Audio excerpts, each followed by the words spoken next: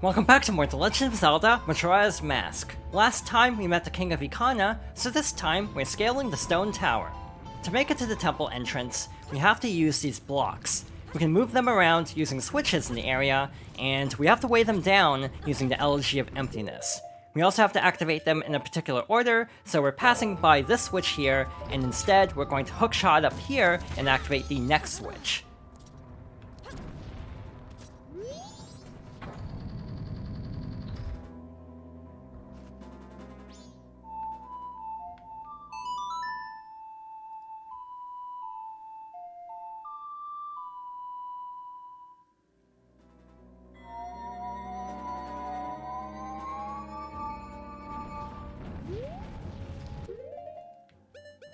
The second switch is on the next ledge, so once again we have to use the hook shot to get to this area.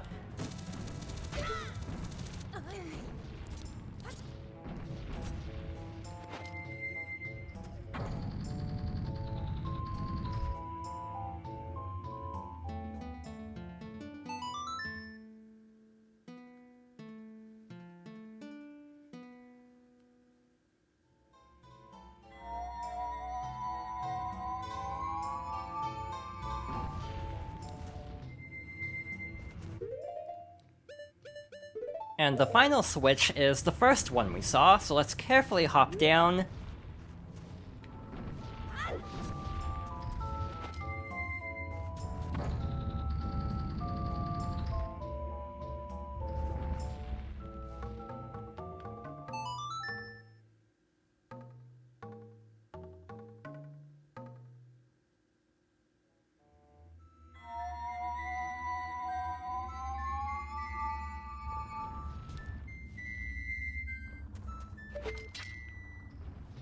With all of the blocks in position, now we have to climb back up to where the second switch was, over here.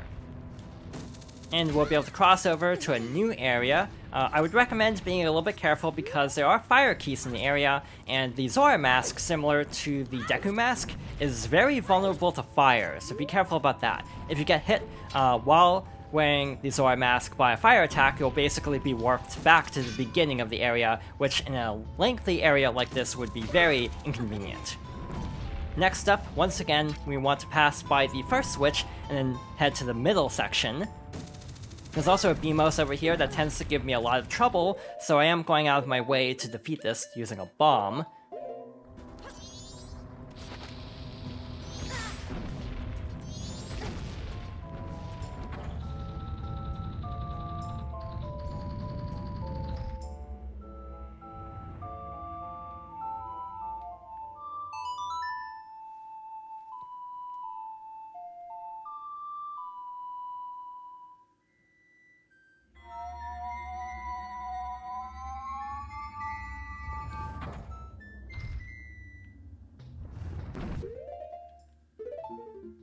This time, the second switch is actually on the lower ledge.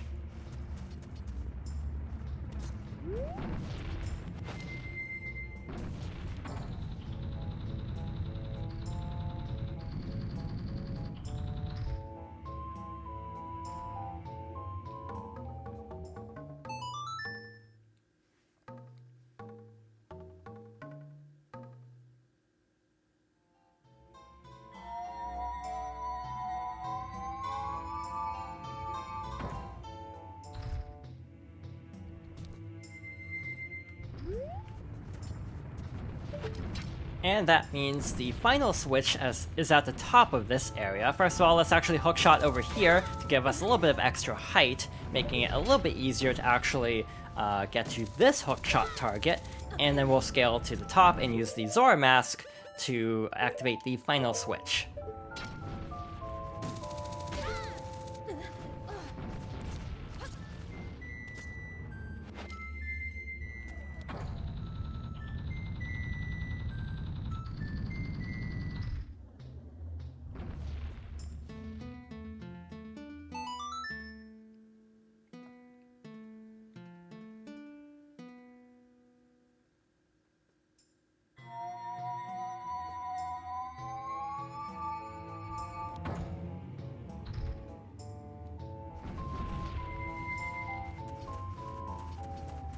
Like before, now we can hop over to another area, and I'm pretty sure some of these switches over here actually like reset the blocks or something. I've actually never tried them, to be honest. You don't have to actually hit those switches regardless. Instead, let's hookshot up here, and then we have to carefully stand near this edge, hopefully between the boulders, and then hookshot to this target up here.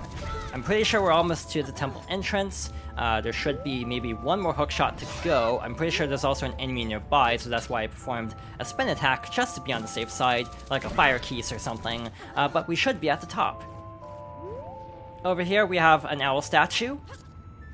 We also want to equip a bottle, because there will probably be a fairy in one of these jars.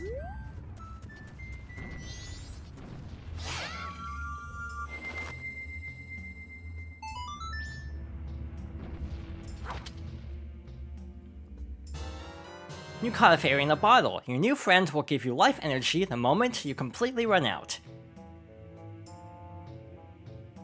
Set it to sea to keep it by your side.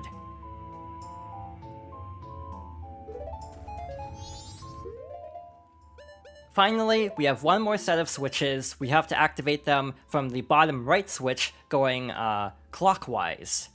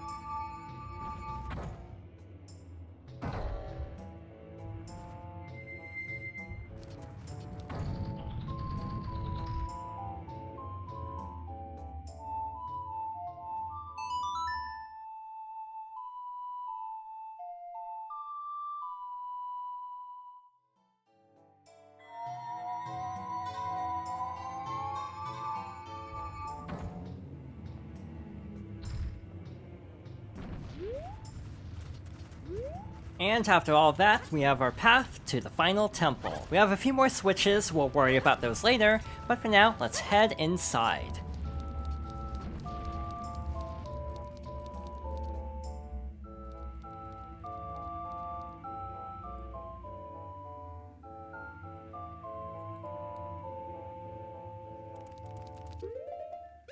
This is the Stone Tower Temple, a fan favorite and one of my favorite temples or dungeons in the series, actually. It's probably my favorite in this game alone, but it is also at least top 5 for me overall. It really stands out because of its atmosphere, music, level design, just everything about it is really impressive, and it's a great way to wrap up this adventure. So first of all, we have a switch up here.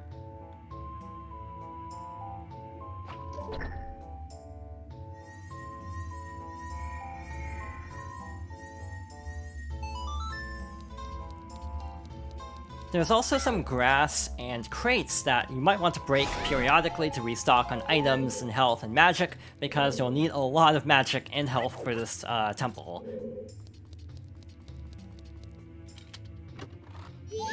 Okay, you found a stray fairy, this is your first one. Next up, we have to hop over here and enter this door to see what awaits us. Over here, we have a very interesting sequence that, to my knowledge, is actually slightly different in the 3DS version. But first of all, let's actually use the blast mask.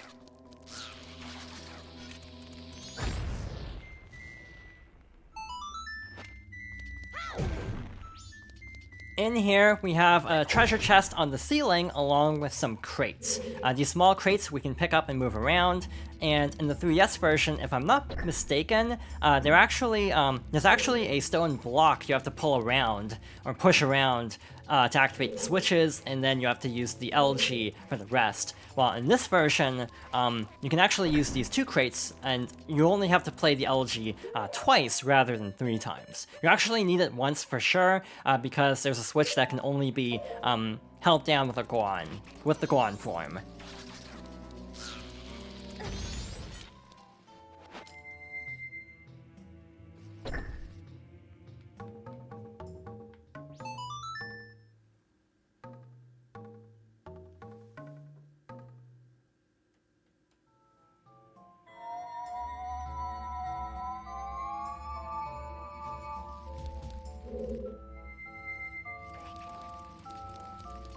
And the final switch is by the last Bomb Chew.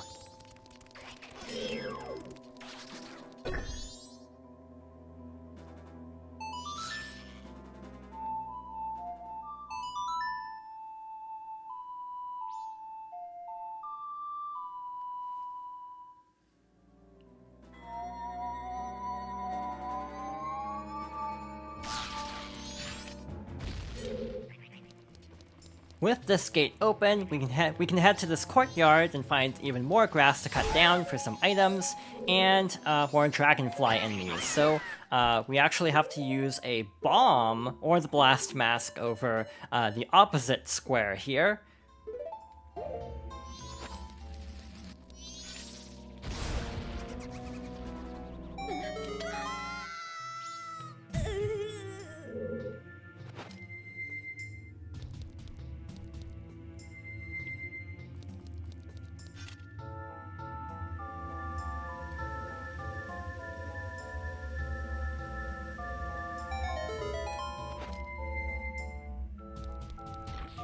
Using the blast mask or bomb creates a hole in the ceiling that allows us to break through that sun block, but we also have some Armos to fight. Similar to in other appearances, the Armos will start to self-destruct when they're defeated. Luckily, with the Gohan form, it's very easy to shield the explosion, and in the 3DS version, you actually have to fight all 6 here. In this version, you only have to fight 4. The 2 in the lava, and then the 2 in this alcove with the treasure chest. So overall, this is a little bit simpler compared to in the 3DS version. After this, there'll be 1 more to go, and then we can collect the treasure.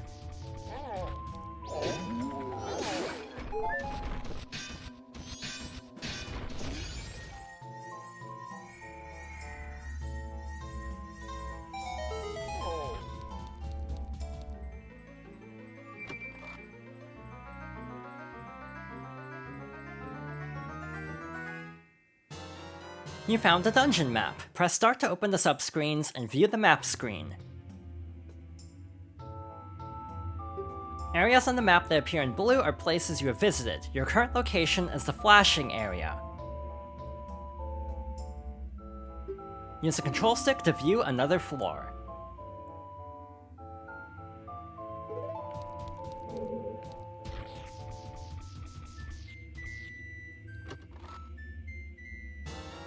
You got a small key. Use it to open a locked door. You can use the key only in this dungeon.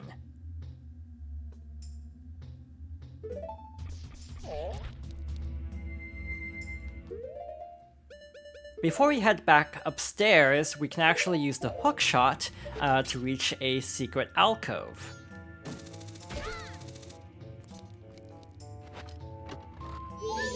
You found a stray fairy. This is your second one.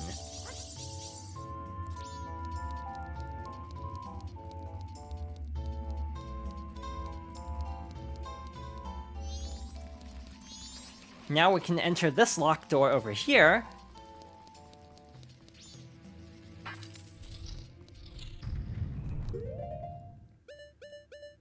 And we want to use the Zora form to swim through here.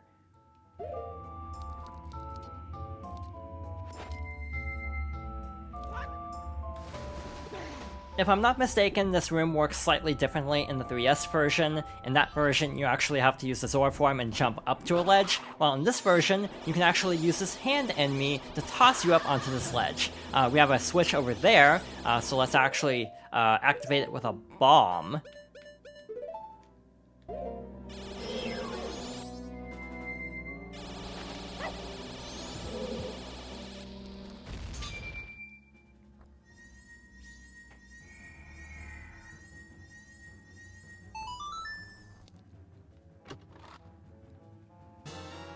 You got a small key. Use it to open a locked door. You can use the key only in this dungeon.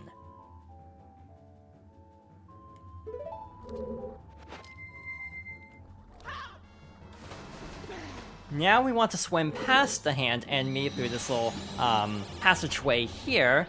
There's a switch on the ceiling. We're actually noticing a lot of things on the ceiling, which should be telling about this temple's gimmick. In here we have a bunch of mines and a switch behind them.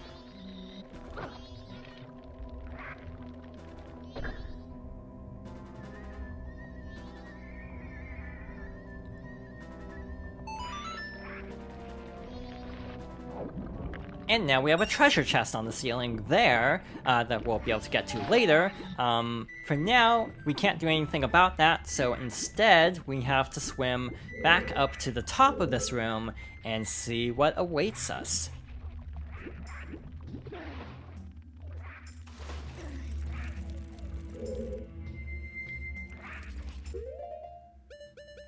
Let's use a fire arrow on the switch.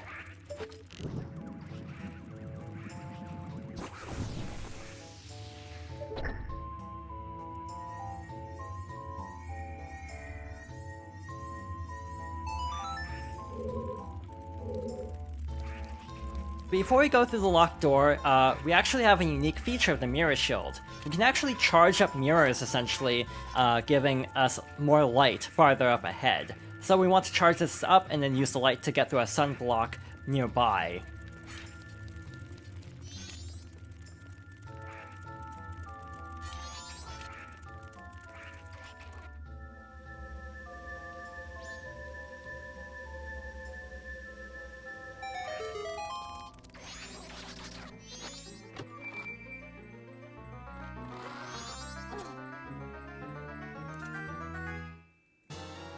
You found the compass. Now many of the dungeon's hidden things will appear on the map.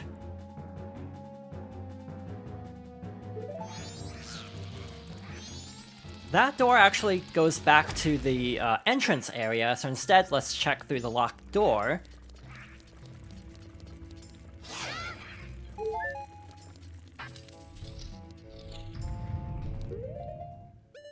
Here we can use the Goron form to punch through this pillar.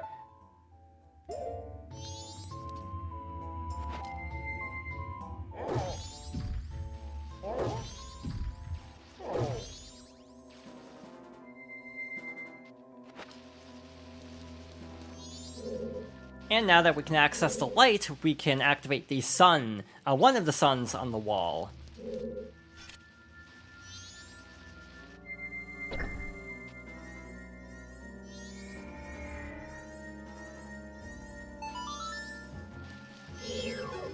Only one is actually a switch, the others are basically not real and will burn away.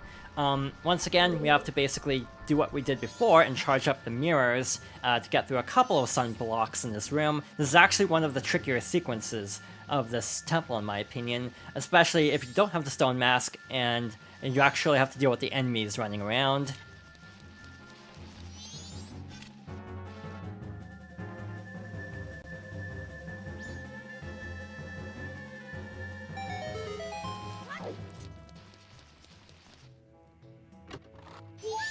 You found a stray fairy, this is your third one.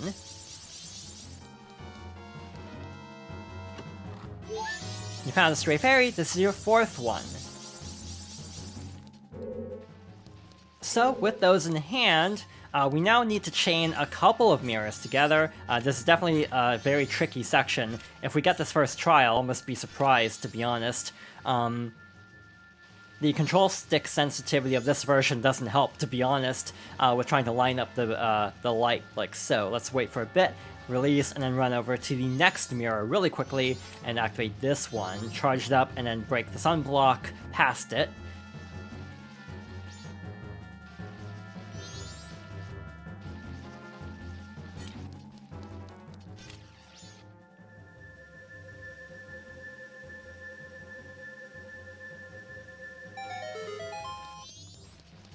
And we're good to go, so let's head through the next door and see what awaits us.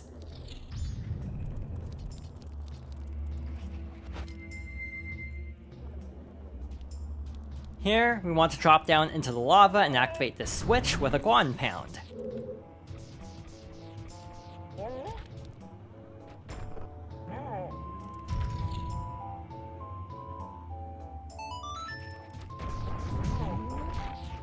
And we have to quickly roll over to the other side. I'm pretty sure we've already messed this up.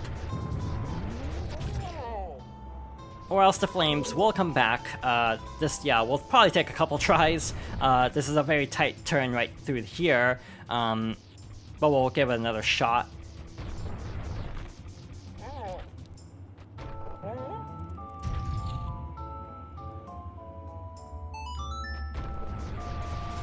Attempt number 2 at this.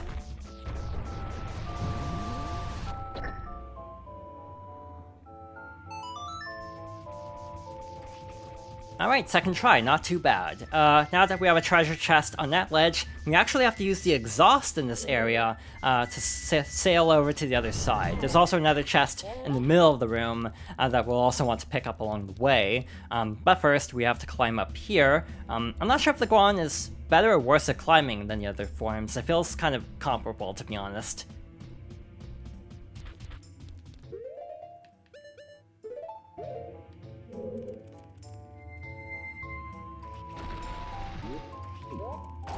So we have to ride the exhaust into an alcove to the left where we actually see a bunch of rupees indicating it.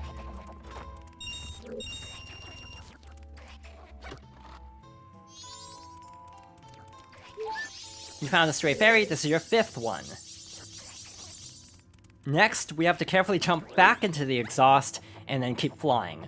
Again, I feel like flying can be a little bit tricky. The camera is not changing, which is odd.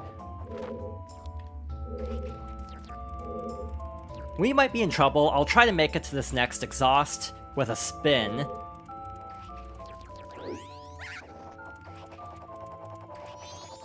I can't believe that worked. Alright, we have one more exhaust pipe to go, and we should be good to go. That always feels very scary, like you aren't going to make it barely.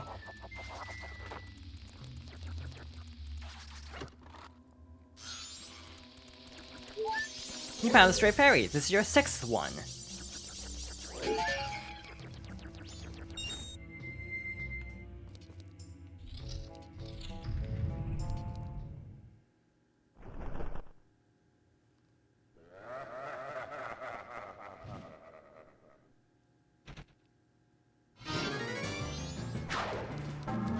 This is the Garo Master, a much stronger version of the Garo Warrior we saw earlier. They'll basically charge at us, we have to dodge it, and then counter. The Garo Master also will perform a counter attack, so be aware of that. Guarding will cause it to not lower their guard, so be careful. Alright, so far so good.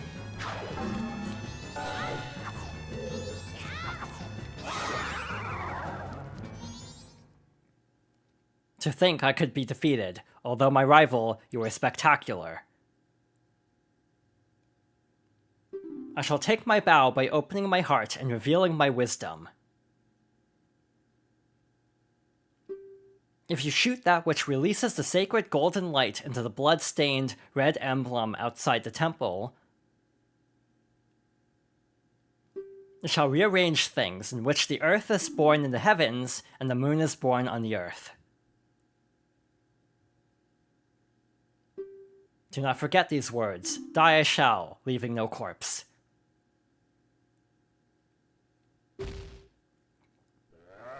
That is the law of Ascaro.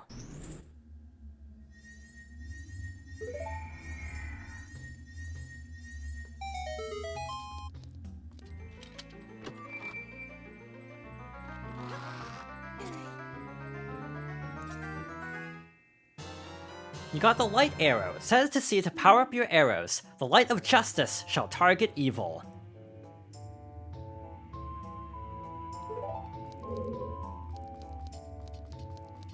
So, next up, following the Garo Master's advice, we have to leave. Now that we have the light arrows, we'll be able to experiment with the jewel that they were talking about. But first, we have to actually get through here. We have an armored enemy. We can actually use the hookshot to take away its mask, making it a little bit easier to fight, like so. And then sword attacks will do the job, like so. This is actually an enemy from, like, early on, like the Woodfall area. Through here, we should have a very interesting enemy. We basically have to dodge its attacks and then use light arrows to attack its eye when it's vulnerable. Just basically dodge to the side.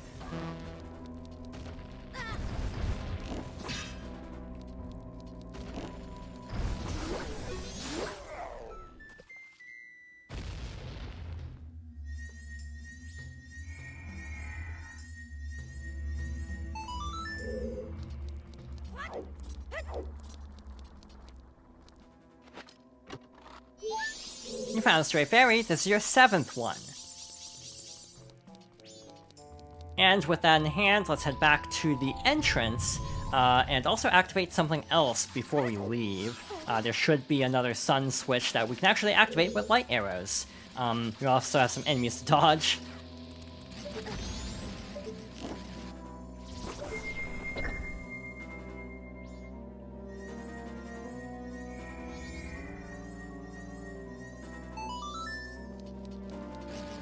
Alright, let's head back outside.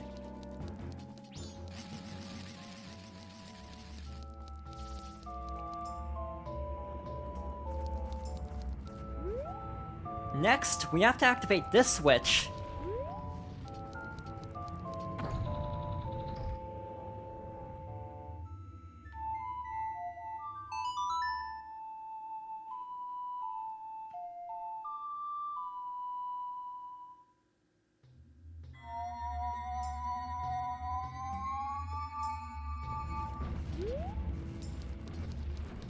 That moves the block out of the way of this jewel.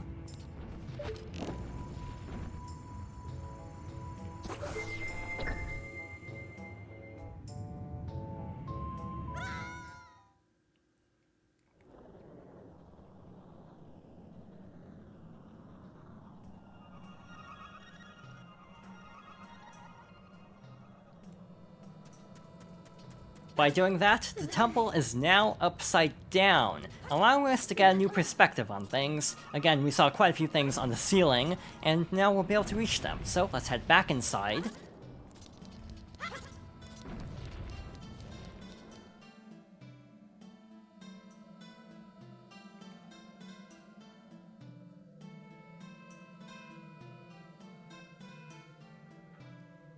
And next time, we'll be exploring the Upside Down Stone Tower Temple. So thank you for watching, and I hope you'll join me next time for more of The Legend of Zelda: Majora's Mask.